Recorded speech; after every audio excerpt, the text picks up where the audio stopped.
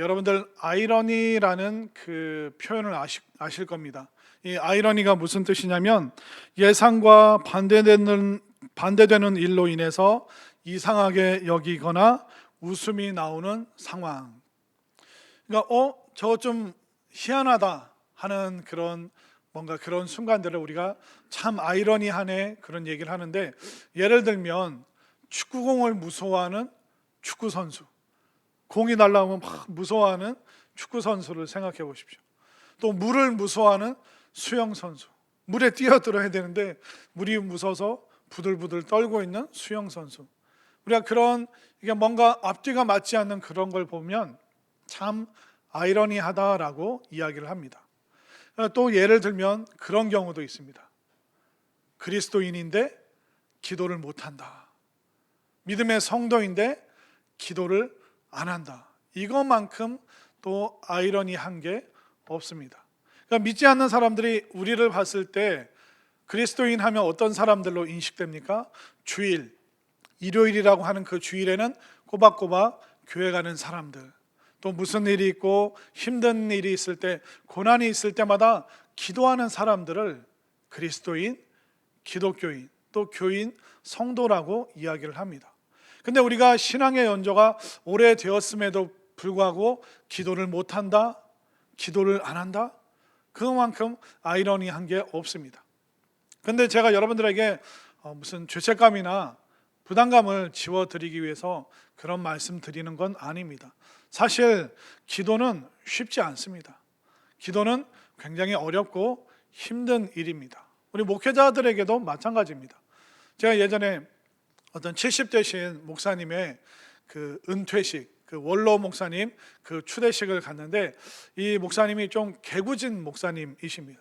이분이 이제 원로 추대 받으시고 이제 70세 원로 목사님이 되시고 나서 그 행사가 다 끝나고 나가시면서 두 손을 번쩍 들면서 뭐라 그런지 아세요? 야, 이제 새벽기도 안 해도 된다. 난 자유다. 그러니까 70평생, 어떻게 보면 평생을 새벽 제단을 쌓으시고 기도하시는 목사님들도 뭐 다 그런 건 아니지만 많은 분들이 이 기도에 대해서 쉽지 않음을 사실 토로하기도 하는 것입니다. 그런데 분명한 것은 뭐냐면 우리 그리스도인들에게 기도가 의무가 아니라 기도는 은혜고 하나님의 놀라운 축복이기 때문에 우리가 기도를 해야 되는데, 왜 이렇게 기도가 힘든가?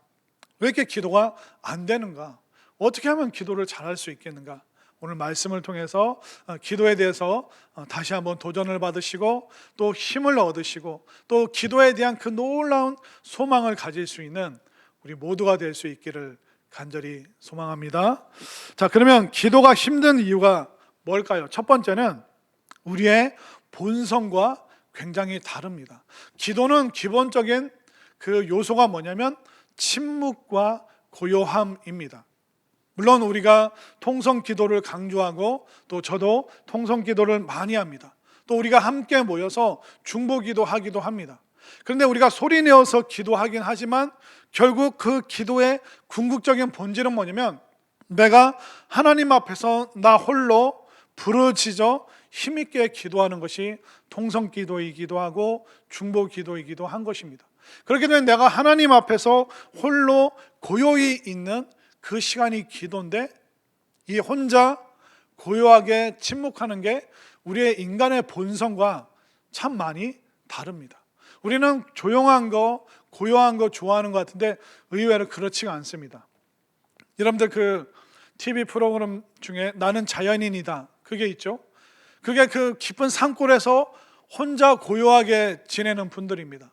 또 섬에서 혼자 침묵하며 지내는 분들이 나는 자연인이다, 그분들이에요. 그런데 의외로 그분들이 고요하고 침묵 가운데 있는 것이 아니라 굉장히 분주한 걸 보게 됩니다. 도시에서 바쁜 삶이 싫어서 산골에 들어왔습니다. 그런데 그 TV PD가 그 추적하는 그 모습을 한번 보십시오. 그분들이 그 산골에서 혼자 조용히 가만히 고요하게 있는 게 아닙니다. 산에 올라가서 나무를 뜯고 또 버섯을 보여주면서 PD 양반 이거 말려서 끓이면 이 차가 얼마나 향긋한지 모릅니다. 그냥 산에서 나물과 버섯을 막 채취해 옵니다. 또 저쪽에 가서 막 나무 장작을 막 패기도 하고, 또 오랜만에 도시에서 사람들 왔다고 막 맛있는 걸 끓여서 내놓지 않습니까? 뭐 어떤 걸 끓이죠? 카레에다 생선 머리를 넣어서 비린내 나는 그 신기한, 산에서만 먹을 수 있는 그런 거 장만하느라고 아침부터 저녁까지 정말 눈코 뜰 새 없을 정도로 바쁘게 분주하게 지냅니다. 고요하고 침묵 가운데 있을 것 같지만 그 삶의 모든 순간들이 굉장히 바쁘다는 것입니다. 우리도 마찬가지입니다.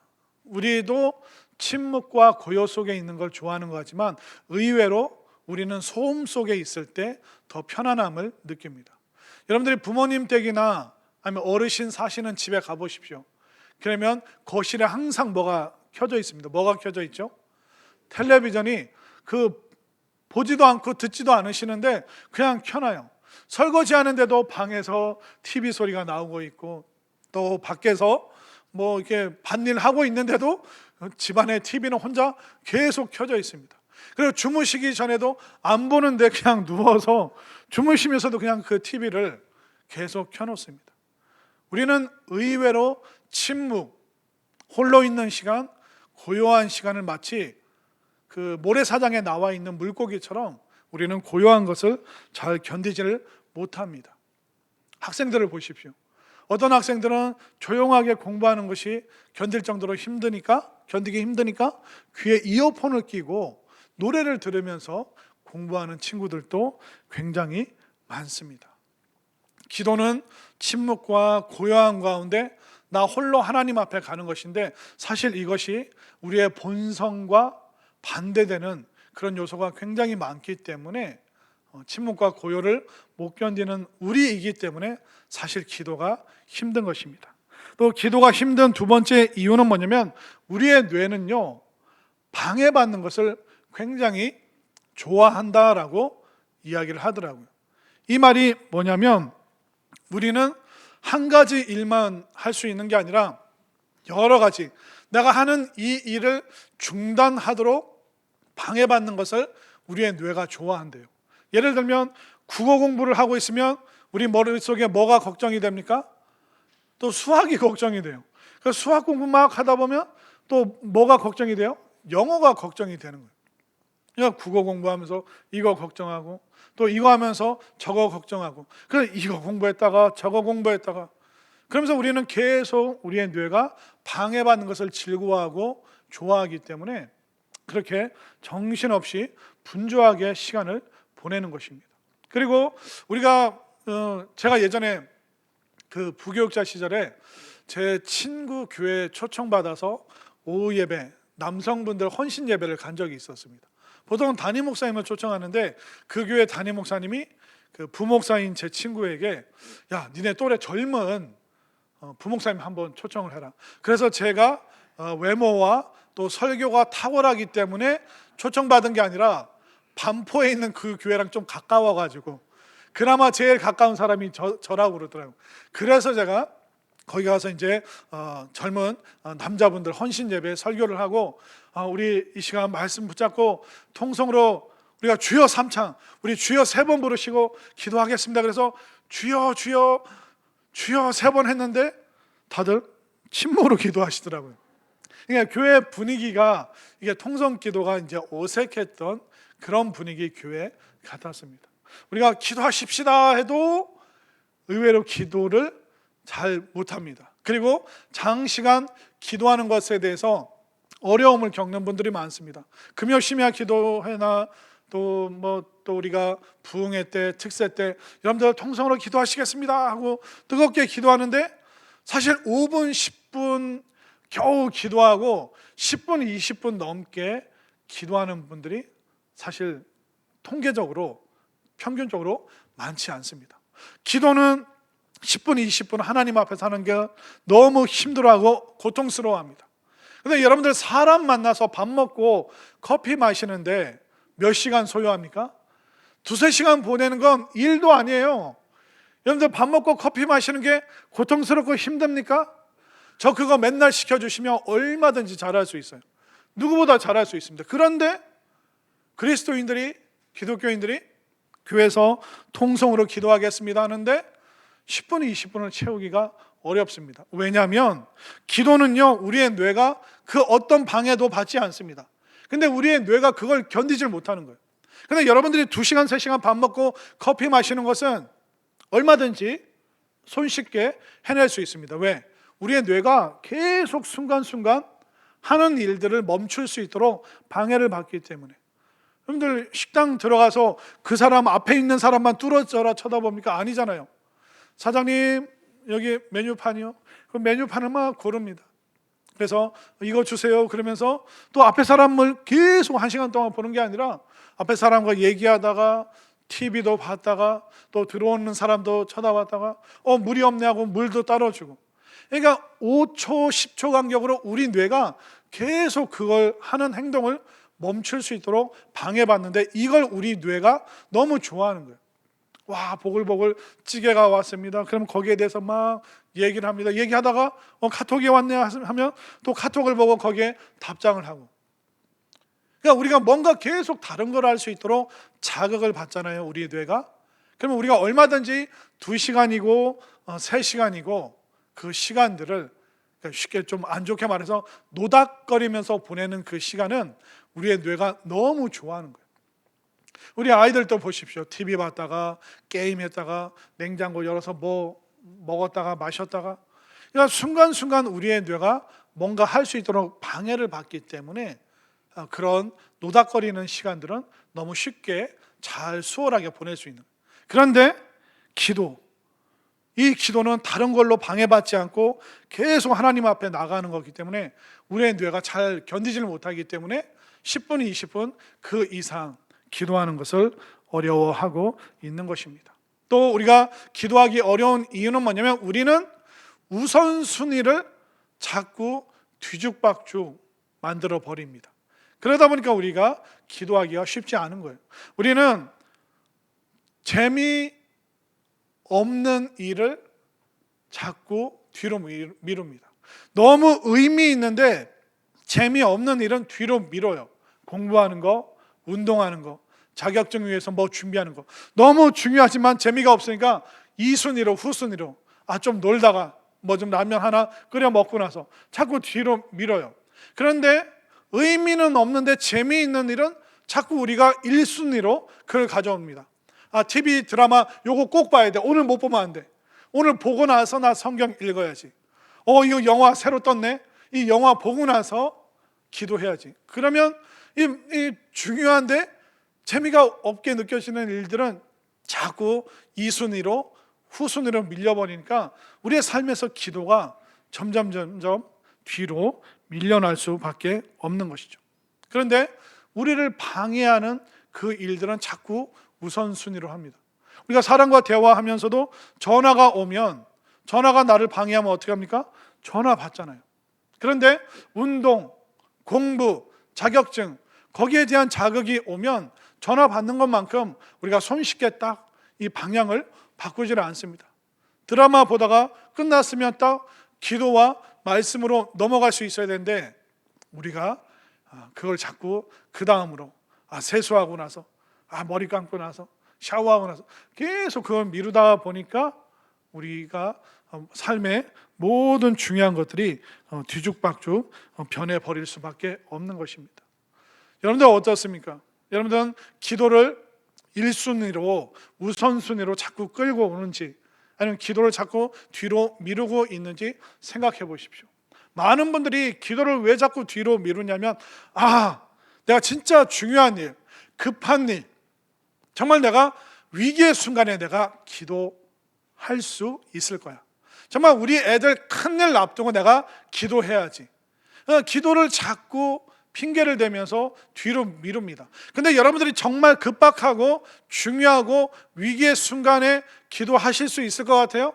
평소에 기도하지 않은 사람은요, 위기의 순간에, 절망의 순간에, 낭떠러지에서도 기도를 안 합니다.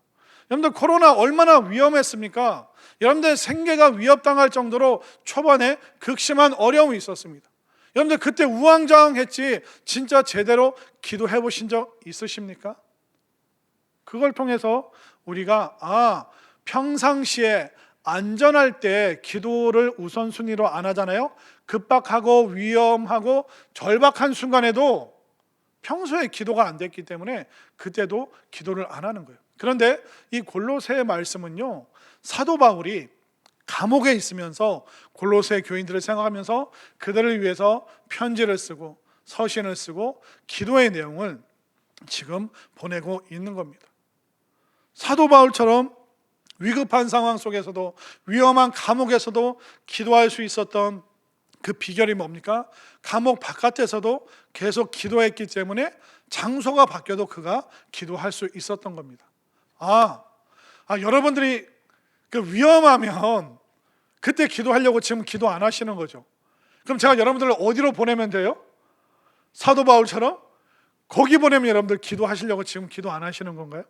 여러분들 안전할 때도 평안할 때도 기도를 우선순위 삼아서 급박하고 위험한 순간에도 다른 것이 아니라 기도가 우선순위 될 수 있도록 여러분들이 끊임없이 훈련할 수 있게 되기를 바랍니다.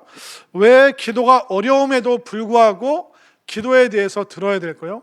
그 이유는 뭐냐면 우리는 우리의 인생의 문제를 통제하지 못하는 그때가 옵니다. 우리 자녀들의 문제, 이 어려운 문제, 그건 내가 통제 안 되는 그 순간이 온단 말이죠. 또 내 인생, 그것이 사업이 됐던 직장이 됐던 갑자기 회사에서 나가라고 말할 수도 있고 정말 세계 경제가 갑자기 복잡해지면서 거래처가 어려워질 수도 있고 우리 인생에는요 통제되지 않는 순간이 꼭 온다는 겁니다. 건강했는데 하루아침에 건강을 상실하기도 합니다. 그러면 평소에 기도했던 사람은 그 위기의 순간에 뭐합니까? 눈물 나기도 하고 아쉽기도 하고 서럽기도 하지만 그 마음을 기도로 이어갈 수 있는 거예요. 그러면 평상시에 기도 안 했던 사람은 자녀의 위기 앞에서도 내 인생의 어려움 앞에서도 그냥 좌절하고 낭망하고 원망만 하지 기도를 안 하는 모습을 제가 너무나도 많이 봤습니다.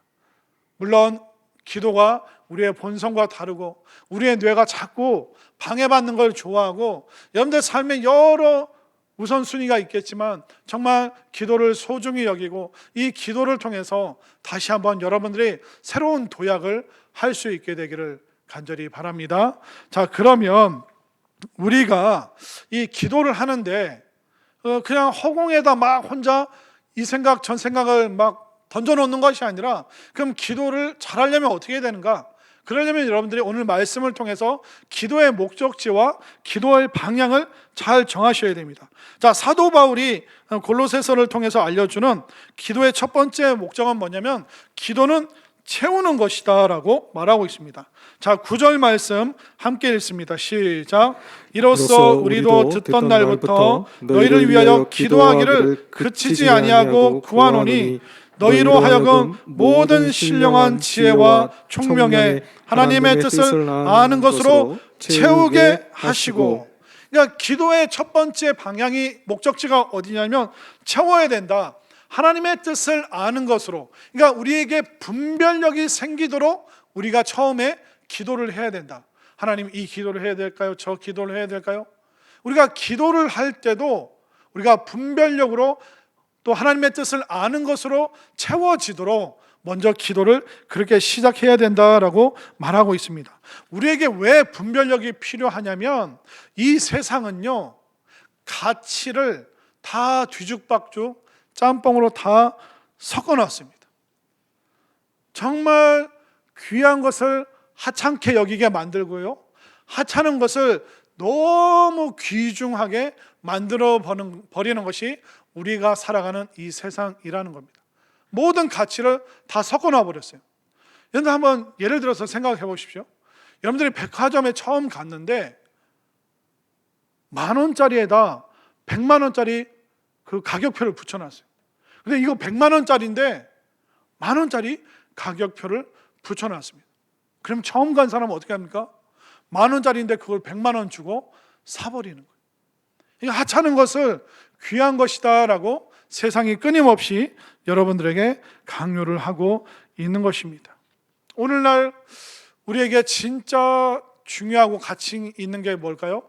그것은 바로 영원한 것이고 영적인 겁니다.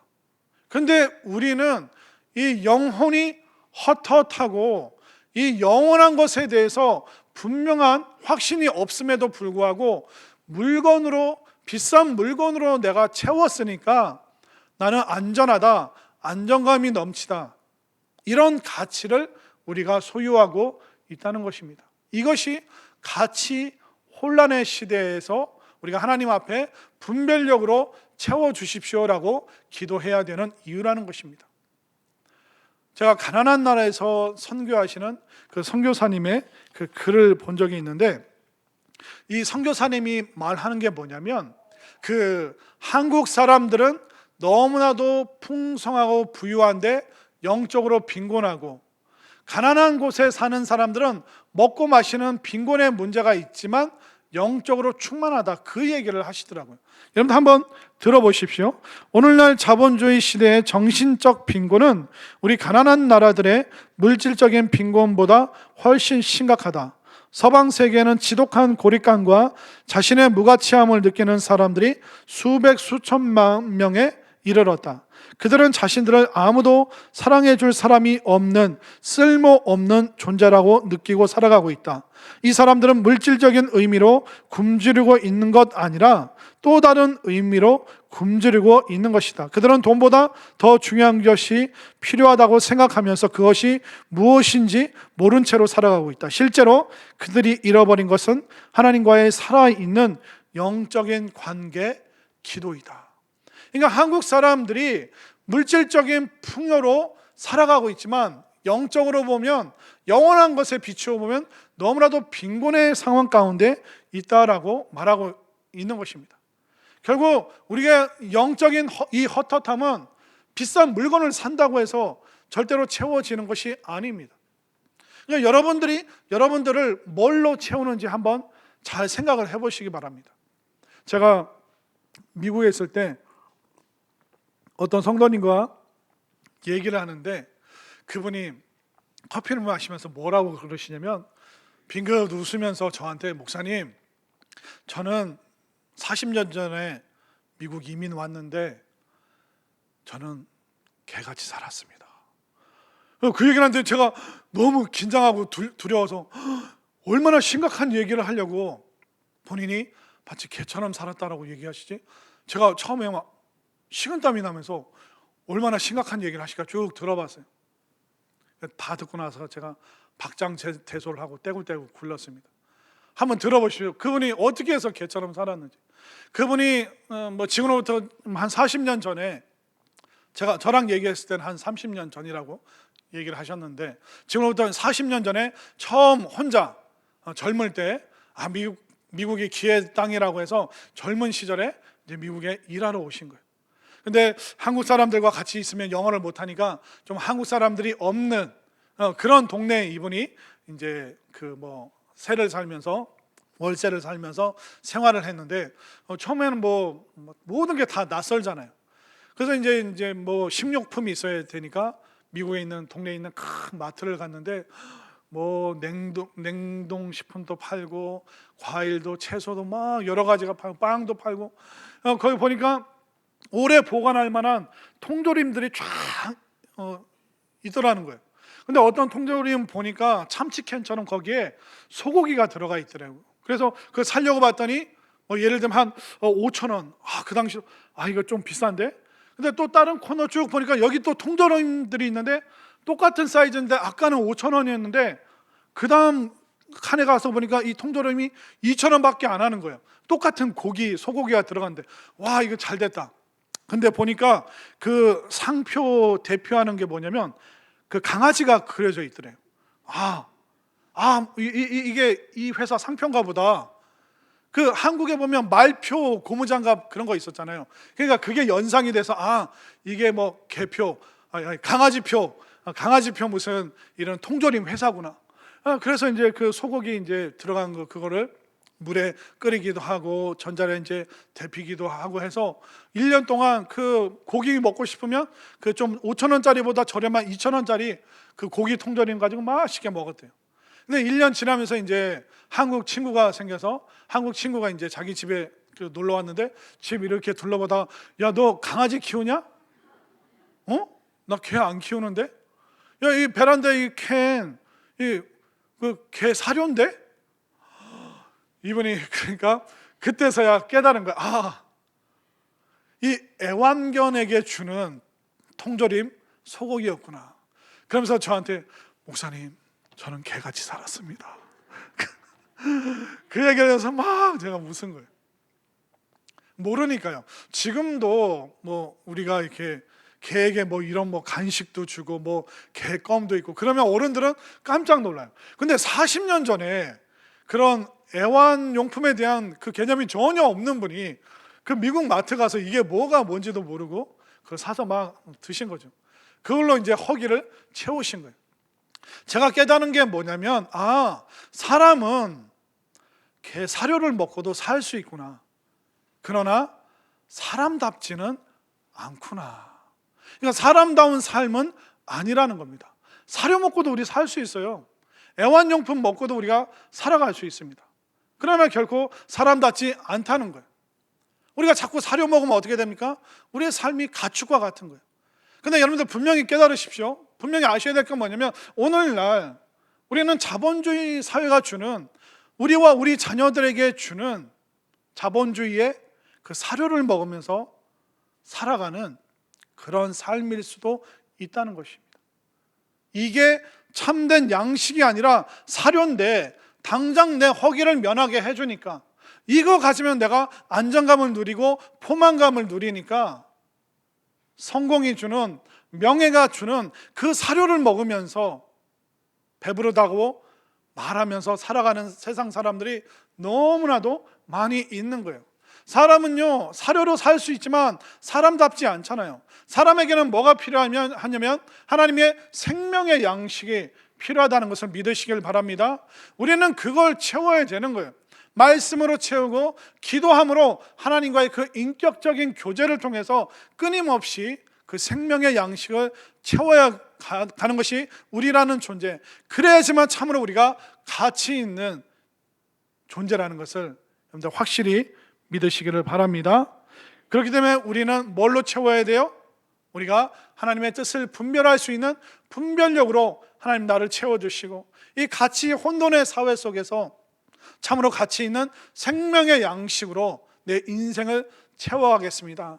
비싼 물건으로 헛헛함을 해소하지 않겠습니다. 그렇게 여러분들 기도로 결단하시길 바랍니다. 또 성경이 말해주는 기도의 목적지 두 번째가 어디냐면 자람, 성장과 성숙의 기쁨에 대해서 말하고 있습니다. 10절 말씀 함께 읽겠습니다. 주께 합당하게 행하여 범사에 기쁘시게 하고 모든 선한 일에 열매를 맺게 하시며 하나님을 아는 것에 자라게 하시고.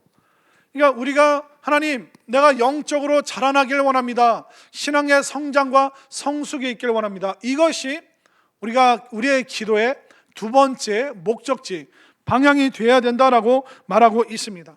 우리가 생명이 태어나는 건 너무 기쁜 일이죠. 그런데 그 생명이 자라가야지만 우리의 기쁨이 더 충만해지는 겁니다. 애가 태어났는데 20살, 30살이 돼서도 자리에 누워서 분유 마시고 20살, 30살이 됐는데도 부모가 기저귀를 갈아줘야 되면 그게 얼마나 비참하고 안타까운 삶입니까? 그렇기 때문에 태어난 걸로 끝나는 것이 아니라 그 생명이 자라가는 그 기쁨, 아이가 태어났는데 뒤집기도 하고 걷기도 하고 막 말도 하고 노래도 하고 빙글빙글 엄마 아빠 들어왔다고 춤을 추기도 하고, 이 아이가 태어나서 사람 구실 해갈 때 정말 멋진 사람으로 자라가고 성숙할 때, 그때 부모에게 한량없는 기쁨이 있는 것처럼 우리도 내가 구원받았다, 나 천국 가는 거 보험처럼 탔다, 그걸로 우리 신앙이 끝나는 것이 아니라 여러분들의 신앙의 연조가 10년, 20년, 30년, 50년 될수록 이 기도로 말미암아 성장과 성숙을 향해서 여러분들이 힘있게 나아갈 수 있게 되기를 바랍니다. 우리가 신앙의 성장과 성숙은요, 다른 게 아닙니다. 하나님과 교제하는 겁니다. 하나님과 교제하는 방법이 뭡니까? 바로 기도하는 것입니다. 여러분들이 기도 안 하잖아요? 그러면 여러분들이 할 말 없는 인생이 되어버립니다. 만약 안 믿는 여러분들의 친구가 여러분들에게 너는 어떤 하나님을 경험했어?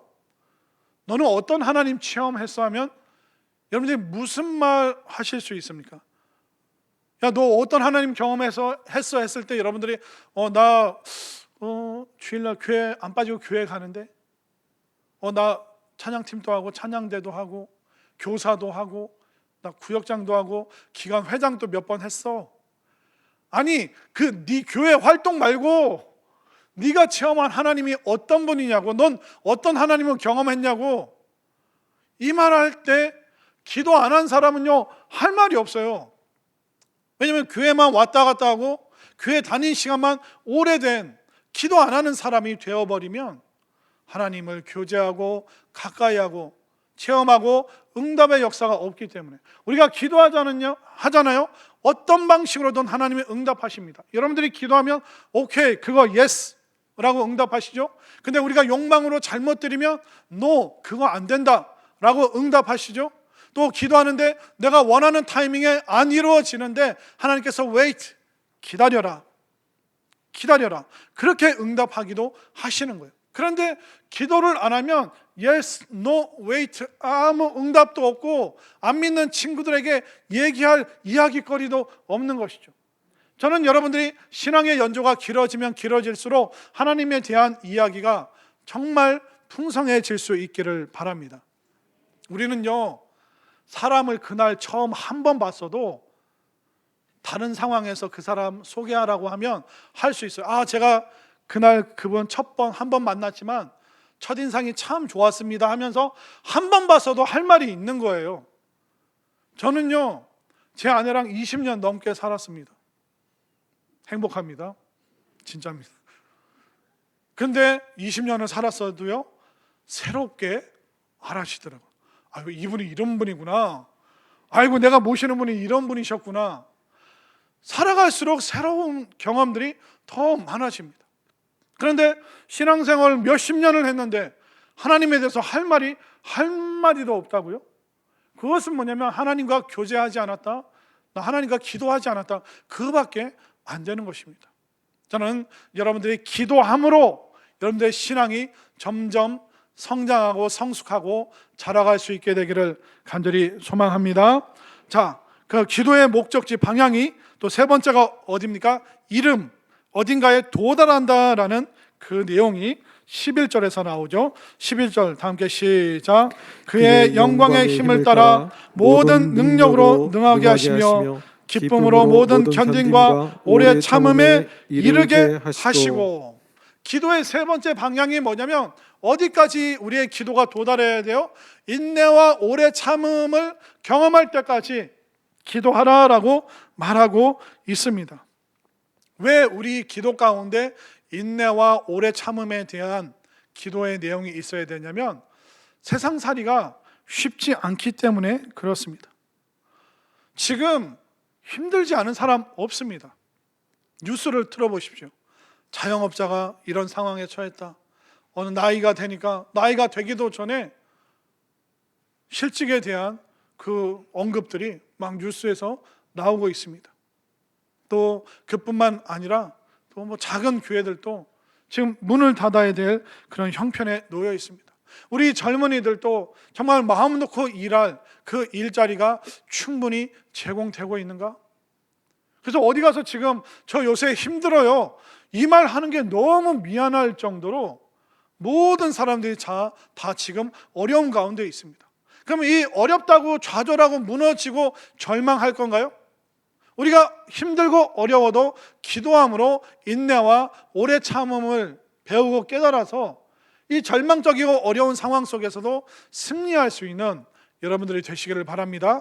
왜 기도 속에 그 인내와 오래 참음의 방향으로 기도를 해야 되냐면 성경에 나온 모든 믿음의 선진들이 인내와 오래 참음을 배웠던 사람들입니다. 모세 왕궁에서 40년, 광야에서 처가살이 하면서 40년, 말 안 듣는 이스라엘 백성들 데리고 40년 또 그 가나안 광야를 헤매야 됐던, 정말 평생 인내하고 참아야 됐던 사람이 바로 모세였습니다. 아브라함은 어떻습니까? 아브라함도 하나님께서 본토 친척 아비 집을 떠나라. 75세에 떠났는데 그 아들, 참된 아들 그 이삭을 얻기까지 무려 25년을 기다려야 됐던 그 세월이 있었습니다. 다윗, 우리가 보기에 멋있는 왕이죠. 그런데 그도 사울 왕의 질투와 시기 때문에 10년 넘게 광야를 도망 다녀야 되는 기다림과 인내의 시간이 그에게 있었습니다. 또 신약시대 때 세례 요한 어땠습니까? 그가 광야에서 메뚜기와 야생 벌꿀을 채취해서 먹어야 되는 그 고독한 그 시간들, 인내의 시간이 있었습니다. 사도 바울도 어땠습니까? 그가 땅끝까지 복음 전하겠다 하면서 수많은 위험들, 강의 위험, 들의 위험, 또 바다의 위험, 강도의 위험, 수많은 그 위험들을 인내하고 견디면서 살아야 됐던 것입니다.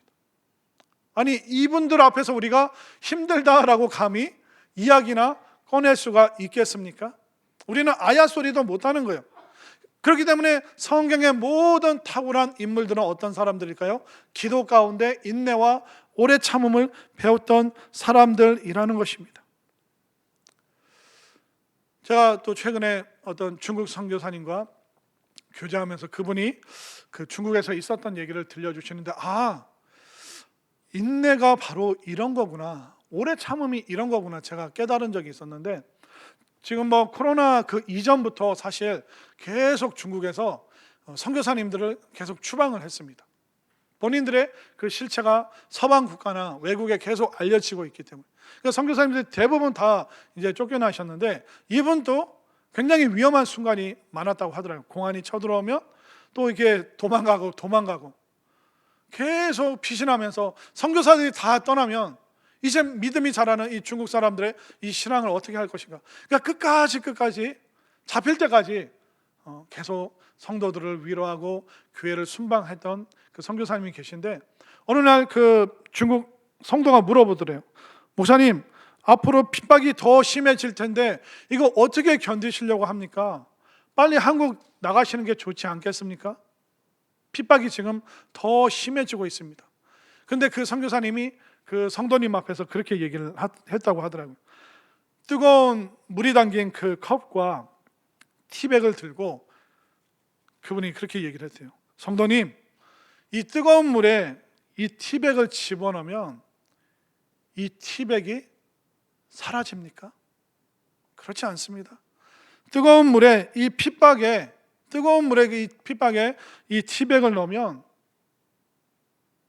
이 물은 더 맛있는 맛을 내게 되어 있습니다. 핍박은 우리가 성도라는 것을, 믿음의 사람이라는 것을, 정말 그리스도인의 그 맛을 드러내는 그 순간이 핍박의 순간입니다. 우리가 두려워하고 힘들어할 필요 없습니다. 우리가 그리스도의 십자가 앞에서 얼마든지 견디고 인내할 수 있습니다. 그런 고백을 성도님과 나눴다고 하는데, 이게 전율이죠. 와, 핍박을 어떻게 해서든 도망치는 게 아니라 그 속에서 인내와 오래 참음의 맛을 드러낼 수 있다니, 이게 진짜 신앙이고 이게 진짜 믿음이고, 와, 그 속에서 하는 기도는 도대체 얼마나 하나님께서 기쁘시게 받으시는 기도일까?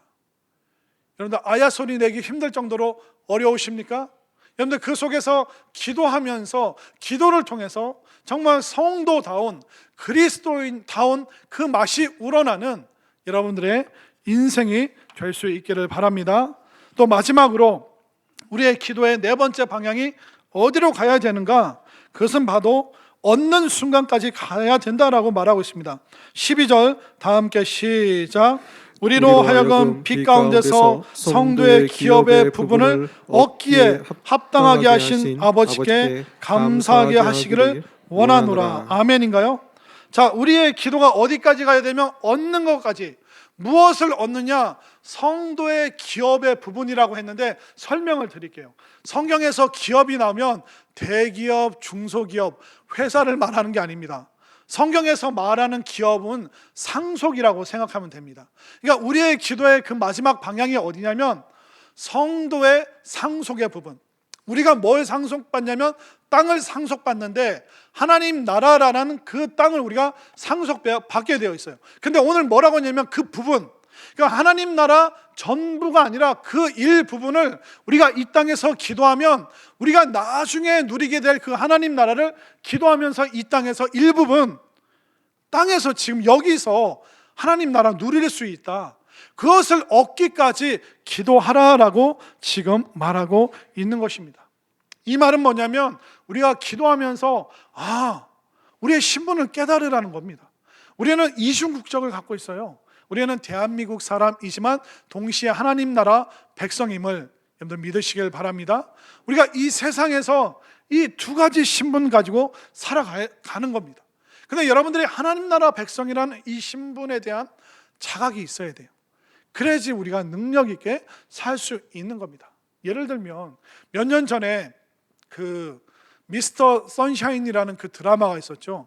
저도 보지는 않았지만 그 내용과 줄거리, 핵심적인 내용이 뭔가 알고 있는데, 그게 뭐냐면 그 이병헌이 그 연기하는 그 유진 초이라는 사람이 있죠. 이병헌이 한국에서는 노비였어요. 근데 미국의 군함을 타고 미국 가서 해병대 장교가 되어서 일제강점기 때 다시 대한민국에 와서 조선 땅에서 일어났던 사랑과 사건에 대한 이야기입니다. 근데 거기 정말 중요한 요소가 뭐냐면 이 유진 초이가 신분의 변화에 대한 그 자각을 제대로 한 것입니다. 유진 초이, 이병헌은 그대로예요. 조선에서도 이병헌이고 미국 가서도 이병헌이에요. 근데 차이는 뭡니까? 해병대 장교라는 그 신분으로 이 땅에 돌아왔을 때 그가 얼마나 놀라운 권세와 능력과 힘을 발휘할 수 있었는가. 똑같은 사람이었지만 신분이 바뀌니까, 본인이 신분이 바뀌었다는 것을 깨닫게 되는 그 순간부터 그런 다른 인생을 살 수 있었던 것이죠. 지금 우리가 이 땅 살아가면서 이중국적 하나님 백성으로 살아가는데, 여러분들에게 하나님께서 주신 여러분들의 권세가 뭐냐면 여러분들의 그 가족의 운명을 걸머쥐고 하나님께 나갈 수 있는 것이 여러분들의 특권과 은혜임을 믿으시길 바랍니다. 여러분들, 하나님 나라 시민권 받은 사람만 들어갈 수 있어요. 또 하나님 앞에 나갈 수 있는 사람은 하나님의 자녀로 허락된 사람만 나갈 수 있어요. 근데 우리가 하나님 나라 가기까지 하나님께 어떻게 나아가느냐? 기도함으로 하나님께 나아가는 거예요. 근데 안 믿는 사람이 하나님의 이름을 부르고 안 믿는 사람이 예수 그리스도의 이름으로 아멘 할 수 있을까? 못해요. 그걸 누구만 할 수 있다고요?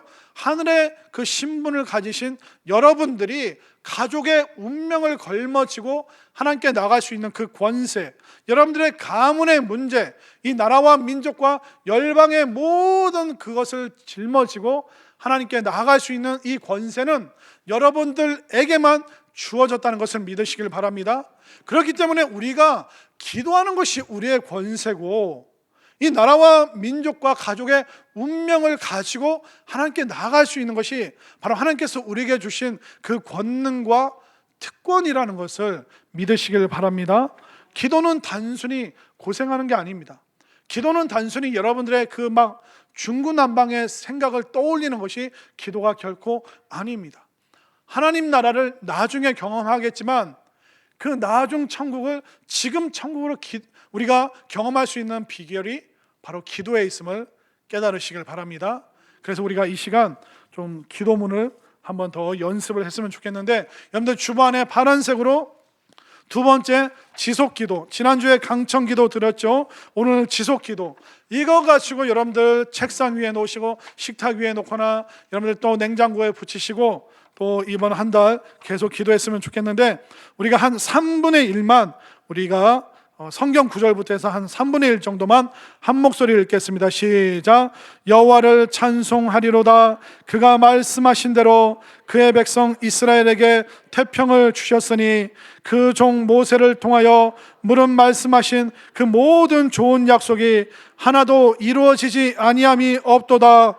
언약하신 것을 반드시 이루시는 사랑과 전능의 하나님, 우리 가족, 교회, 나라와 민족을 통해 이루기 원하시는 계획들을 모든 성도가 말씀으로 분별하여 알게 하시고 그 약속들이 이루어지도록 다스려 주옵소서. 아멘. 아멘인가요? 이 시간 우리가 말씀을 기억하면서 또 우리가 이 지속기도 이번 한 주간 이 내용 안에는 여러분들의 가족과 교회와 나라와 민족을 위한 많은 기도의 내용이 있습니다. 여러분들이 지속적으로 이 기도를 할 때 정말 그 나중 천국이 아니라 지금 천국을 우리와 우리 교회와 가족과 나라와 민족이 체험할 수 있도록 우리가 말씀 기억하면서 이 기도문을 보면서 주의 이름 부르짖고 통성으로 기도하시겠습니다. 주여. 아버지